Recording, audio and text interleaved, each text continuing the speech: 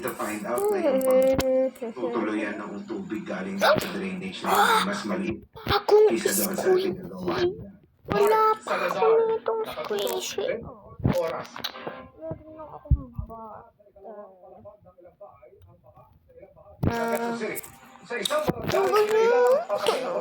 Squishy.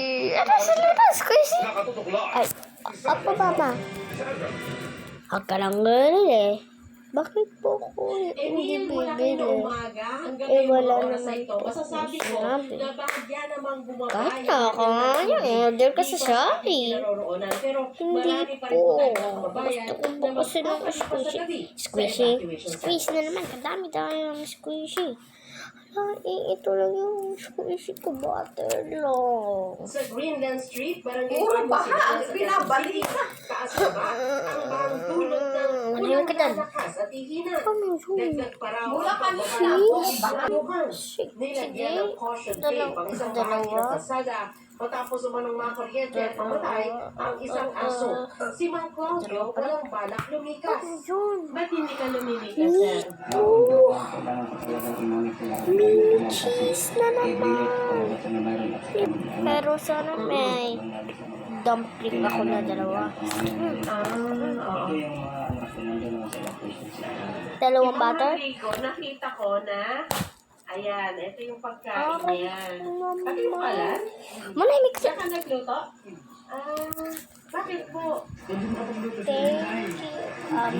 Kulang po May to. cupcake? Saan po ba ang bahay Kunti ninyo? lang ito, mama. Okay. So, baho talaga, nakalubog. Hindi naman yan. Hanggang Wala naman si Silino. kailangan patayin ng kuryente sa ilang sityo para matiyak na ligtas ang mga residente. Sa ilang bahagi ng barangay, umabot ang baha sa ikalawang palapag ng bahay.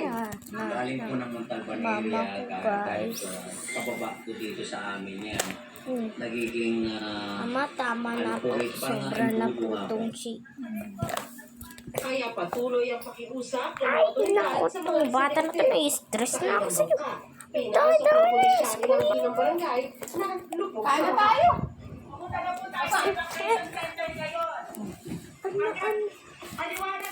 Kaya, busog pa naman. Sa Bakit evacuation na ako center, makakain? umaabot na sa halos 3,000 tao ang Ikaw, lumikas. busog. Binigyan ng mga tent ang bawat pamilya. Ang mga bata, kahit paano'y may bundating mga. Ilan sa mga nakausap natin sa Sabado pa narito, gaya ni Irene na may 3 anak. Rogas, ito lahat ang squishy ko. Squishy haul ko to. Oh my God. Mag-vlog ulit.